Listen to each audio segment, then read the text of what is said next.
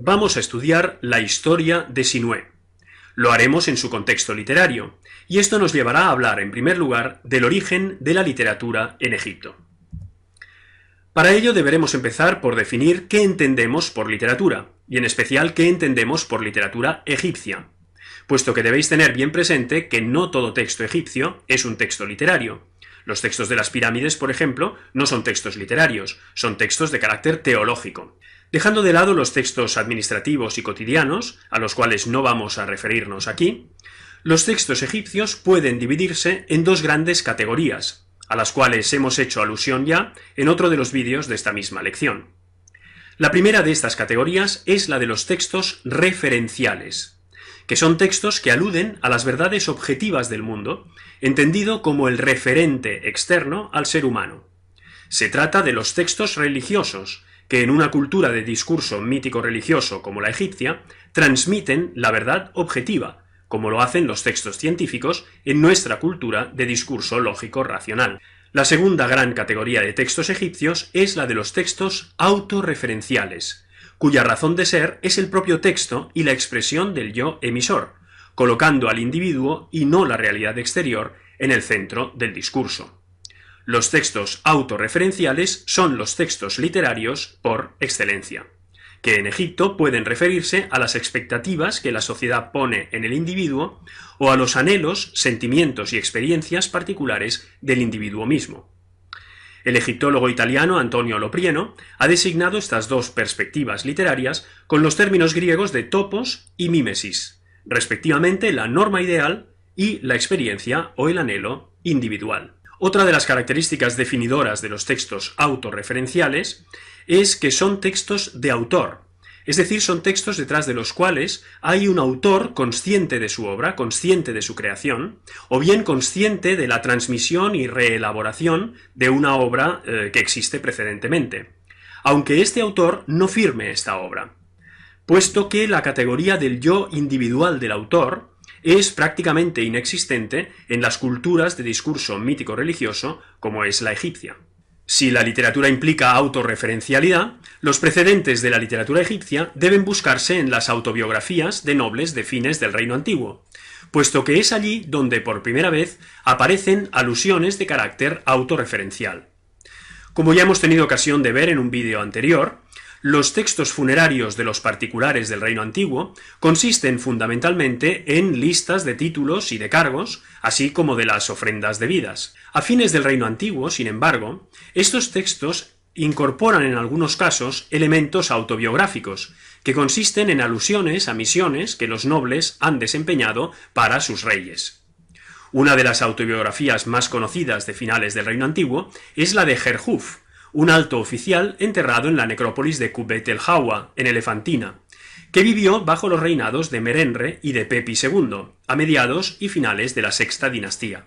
En su autobiografía, Jerhuf nos describe sus viajes al país de Yam, situado muy probablemente a la altura de la tercera catarata del Nilo, y también nos reproduce una carta que el rey Pepi II, entonces tan solo un niño, le envía de regreso de uno de estos viajes. En las fotografías de esta diapositiva podéis ver a la izquierda parte de la necrópolis de Kubet el Hawa, con la tumba de Jerhuf situada justo en el centro de la imagen, y a la derecha el texto de la carta del rey, esculpido en la fachada de la tumba a la derecha del portal de entrada. Leamos las partes más significativas de la carta del rey de la autobiografía de Jerhuf. Los elementos autorreferenciales de este texto son bien evidentes, como tendréis ocasión de ver. Se ha tomado buena nota de esta carta tuya que has enviado al rey, a palacio, para hacer saber que has vuelto sano y salvo de Yam con la tropa que estaba contigo. Has dicho en esta carta tuya que has traído todo tipo de grandes y hermosos dones. Has dicho en esta carta tuya que has traído un pigmeo de danzas divinas de la tierra de los habitantes del horizonte, como el pigmeo que el portador del sello del dios Baurded trajo de Punt en tiempos del rey Isesi. Punt es muy probablemente un país situado en las costas de las actuales Eritrea, Etiopía o Somalia, e Isesi es un rey de la quinta dinastía. Dirígete hacia el norte, a palacio. Apresúrate y trae contigo a este pigmeo. Cuando el pigmeo viaje contigo en la barca, nombra a personas responsables que estén junto a él en cubierta para evitar que se caiga al agua. Cuando duerma, de noche, nombra a personas responsables que duerman junto a él, en su tienda, e inspecciónalo 10 veces cada noche. Mi Majestad desea ver este pigmeo más que los dones del Sinaí y de Punt. Si llegas a palacio con este pigmeo contigo, vivo, fuerte y sano, mi Majestad hará por ti algo más grande que lo que se hizo por el portador del sello del dios Baurded en tiempos de Isesi. Tal es el deseo de mi Majestad de ver a este pigmeo. No hay que olvidar que el rey es tan solo un niño de pocos años. Las autobiografías de finales del Reino Antiguo constituyen, pues, el precedente de la literatura egipcia. Esta aparece a lo largo del primer período intermedio y sobre todo a comienzos del Reino Medio. Podríamos preguntarnos por qué la literatura egipcia aparece precisamente en este momento. La razón tiene que ver con las profundas diferencias culturales que hay entre el Reino Antiguo y las etapas inmediatamente sucesivas. Las certezas culturales de las élites del Reino Antiguo desaparecen con los acontecimientos del primer período intermedio, y esto da lugar a una nueva necesidad de expresión de lo particular. Sea como fuere, la literatura egipcia presenta desde el comienzo dos grandes categorías de textos. Desde el punto de vista del topos, es decir, de las expectativas que la sociedad pone en el individuo, de lo que podríamos llamar la norma ideal, tenemos instrucciones o textos sapienciales puestos normalmente en boca de un padre, alto funcionario, escriba o rey, que alecciona a su hijo sobre cómo debe comportarse para vivir y actuar de acuerdo con la Ma'at, o sea, con el orden armónico y justo del universo, o sobre cómo debe ejercer su oficio, si es un rey, o qué oficio debe escoger, si se está hablando a un futuro escriba, y entonces se hace el elogio del oficio de escriba, y le da también consejos morales. Desde el punto de vista de la mímesis, es decir, de los anhelos y experiencias individuales, tenemos cuentos, es decir, narrativa breve, y también textos poéticos, como los cantos de amor en el Reino Nuevo, o también los cantos de arpistas, que recogen el famoso tema del carpe diem, es decir, de aprovechar el momento, de gozar de la vida. A la derecha podéis ver una hermosa imagen de un arpista ciego. En este vídeo nos centraremos en la literatura del Reino Medio en egipcio clásico, que es la lengua de Sinué. Por lo que se refiere a las instrucciones, veamos en primer lugar algunos fragmentos de la instrucción de Ptahhotep, fechada en el primer período intermedio o muy a comienzos del Reino Medio. No seas arrogante a causa de tu saber, dice Ptahhotep, sino consulta tanto al hombre sin formación como al sabio, ya que nunca se alcanza la totalidad del saber, y nunca un artesano domina plenamente su arte. La buena palabra está más oculta que la malaquita, pero a veces se la encuentra entre las sirvientas de los molinos. Si te encuentras como adversario en el debate a un hombre revestido de autoridad y superior a ti, baja el brazo y dobla la espalda. Si no estás de acuerdo con él no se plegará a tu parecer. Haz poco caso del que habla de manera impertinente, y no te opongas a él cuando esté en acción. Será tachado de ignorante en cuanto tu autocontrol haya igualado su impertinencia. Si te encuentras como adversario en el debate a un hombre igual a ti, de tu mismo nivel, que tu virtud sea superior a la suya por medio del silencio si habla con malicia. Los oyentes hablarán mucho de ello, y te harás un buen nombre entre los magistrados. Si te encuentras como adversario en el debate a un hombre modesto, que no es igual a ti, no seas agresivo con él en proporción con su humildad. Déjalo, él mismo se convencerá de su error. Un tono más desenfadado tiene la instrucción de Geti a su hijo Pepi, o sátira de los oficios, fechada en el Reino Medio, pero transmitida a través de diversas copias del Reino Nuevo. En ella, un padre, Geti, lleva a su hijo Pepi a la escuela de escribas de la corte, y por el camino le instruye en las bondades del oficio de escriba. Para ello, hace una descripción, en tono peyorativo, de los demás oficios. Leamos algunos fragmentos.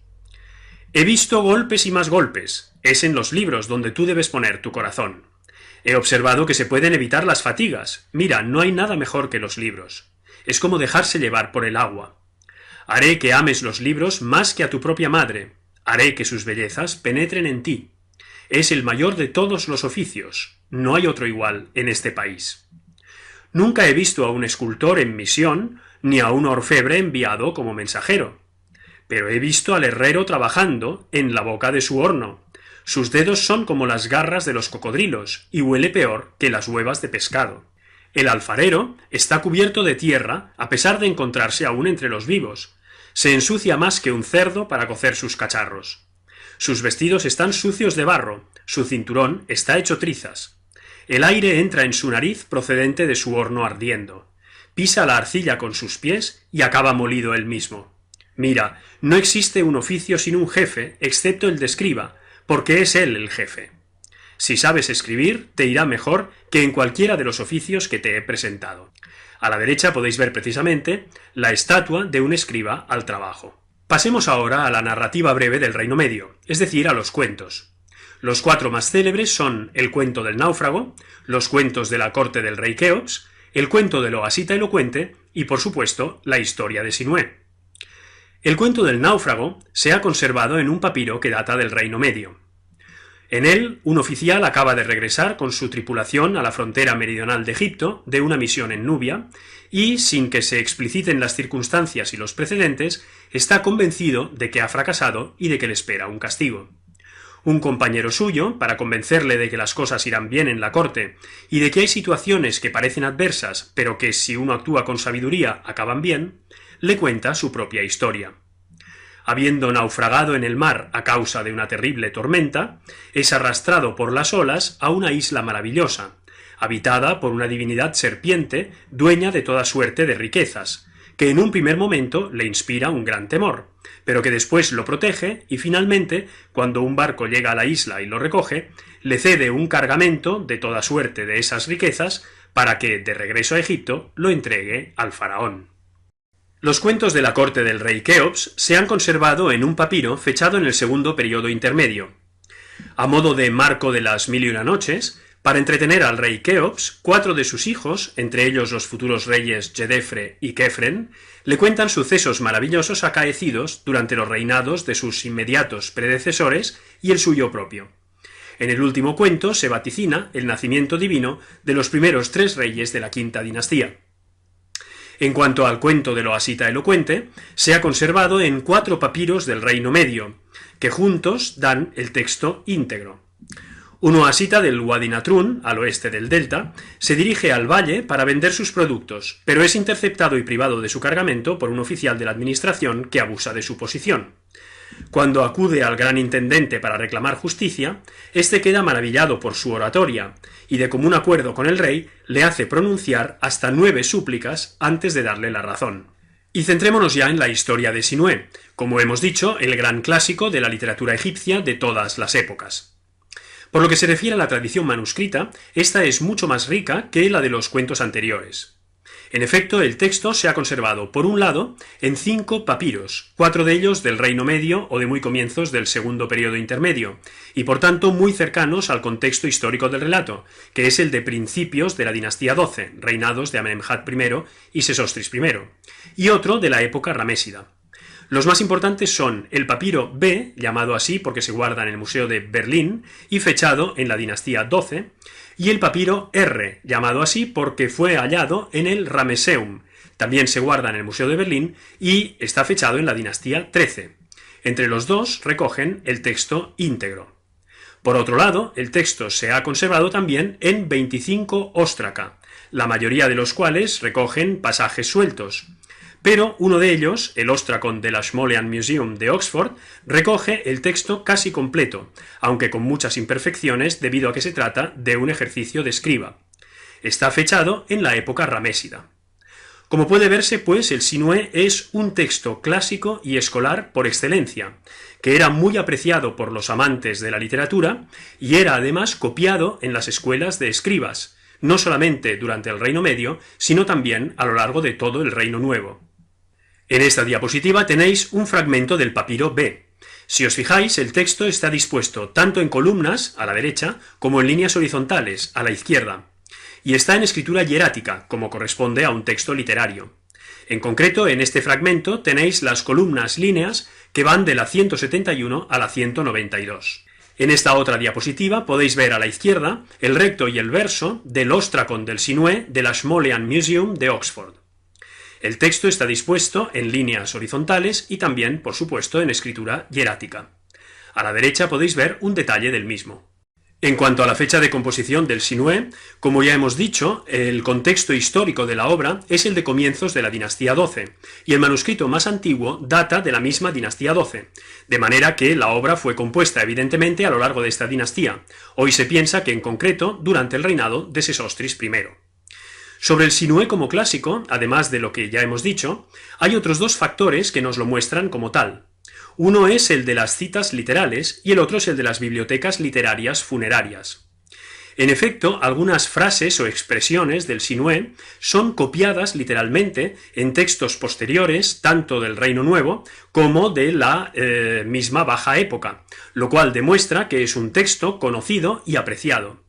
Y en cuanto a las bibliotecas literarias funerarias, debéis saber que el papiro R fue hallado en una tumba bajo los almacenes del Ramesseum, que es, como todos sabéis, el templo funerario de Ramsés II, en una caja que contenía diversos papiros, entre ellos papiros literarios, con el que contenía el texto del Sinué.